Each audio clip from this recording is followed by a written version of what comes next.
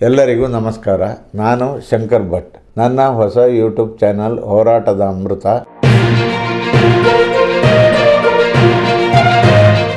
ಲೋಕಸಭಾ ಚುನಾವಣೆಯ ಮತದಾನ ಮುಗಿದು ತಿಂಗಳು ಕಳೆದಿದೆ. ಅಭ್ಯರ್ಥಿಗಳ ಭವಿಷ್ಯ ನಿರ್ಧಾರವಾಗುವ ಮತ ಎಣಿಕೆ ಜೂನ್ 4ರ ಸುದೀನಕ್ಕಾಗಿ ಎಲ್ಲರೂ ಕಾತುರದಿಂದ ಕಾಯ್ತಾ ಇದ್ದು, ಕುತೂಹಲ ಕೆರಳಿಸಿರುವ ಕ್ಷೇತ್ರಗಳಲ್ಲಿ ಒಂದಾಗಿರುವ ಚಿಕ್ಕಬಳ್ಳಾಪುರ ಲೋಕಸಭಾ ಕ್ಷೇತ್ರದಲ್ಲಿ ಈ ಪಕ್ಷದ ಅಭ್ಯರ್ಥಿಯೇ ಗೆಲುವು ಸಾಧಿಸಲಿದ್ದಾರೆ ಅಂತ ಅಭ್ಯರ್ಥಿಗಳ ಪರ ಬೆಟ್ಟಿಂಗ್ ಕಟ್ಟುವ ಕೆಲಸ ಕದ್ದು ಮುಚ್ಚಿ ನಡೀತಾ ಇದೆ.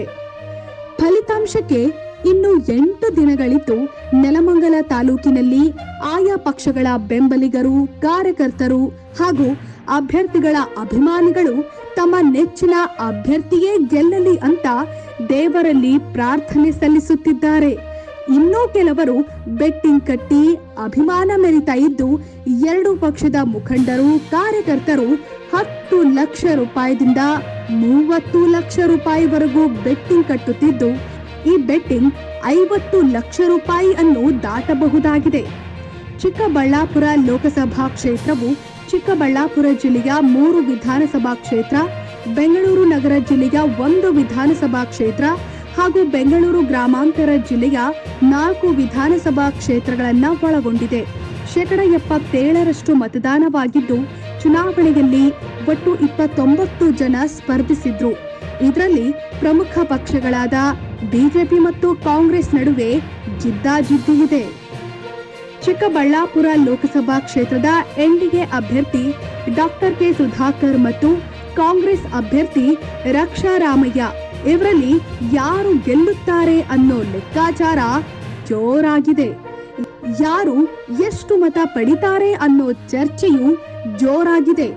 ಇನ್ನು ಚಿಕ್ಕಬಳ್ಳಾಪುರ ಲೋಕಸಭಾ ಕ್ಷೇತ್ರದ 8 ವಿಧಾನಸಭಾ ಕ್ಷೇತ್ರಗಳ ವ್ಯಾಪ್ತಿಯಲ್ಲಿ 5 ಜನ ಕಾಂಗ್ರೆಸ್ ಶಾಸಕರು, 1 ಪಕ್ಷೇತರ ಶಾಸಕರು ಹಾಗೂ 2 ಬಿಜೆಪಿ ಶಾಸಕರಿದ್ದು, ಅಧಿಕ ಸಂಖ್ಯೆಯಲ್ಲಿ ಕಾಂಗ್ರೆಸ್ ಶಾಸಕರು ಹಾಗೂ ಪಕ್ಷೇತರ ಶಾಸಕ ಕಾಂಗ್ರೆಸ್ಗೆ ಬೆಂಬಲ ಕೊಟ್ಟಿದ್ದಾರೆ. ಅಲ್ಲದೆ ಮುಖ್ಯಮಂತ್ರಿ ಸಿದ್ದರಾಮಯ್ಯ ಮತ್ತು ಡಿಸಿಎಂ ಡಿಕೆ ಶಿವಕುಮಾರ್ ನೇತೃತ್ವದ ರಾಜ್ಯ ಸರ್ಕಾರ ಗ್ಯಾರಂಟಿ ಯೋಜನೆಗಳನ್ನ ಜಾರಿಗೊಳಿಸಿ ನುಡಿದಂತೆ ನಡೆದು ಮತದಾರರ ಮನ ಗೆದ್ದಿರುವ ಕಾರಣ ಈ ಬಾರಿ ಕಾಂಗ್ರೆಸ್ ಅಭ್ಯರ್ಥಿಗೆ ಹೆಚ್ಚಿನ ಮತ ನೀಡಿದ್ದಾರೆ ಅನ್ನೋ ಲೆಕ್ಕಾಚಾರದಲ್ಲಿ ಕಾಂಗ್ರೆಸ್ ಮುಖಂಡರಿದ್ದಾರೆ. ದೇಶದ ಅಭಿವೃದ್ಧಿ, ರಕ್ಷಣೆ ವಿಚಾರದಲ್ಲಿ ದೇಶದಲ್ಲಿ ಸಮರ್ಥ ನಾಯಕ ಮೋದಿಯವರ ಬಗ್ಗೆ ಅಪಾರ ವಿಶ್ವಾಸವಿದೆ.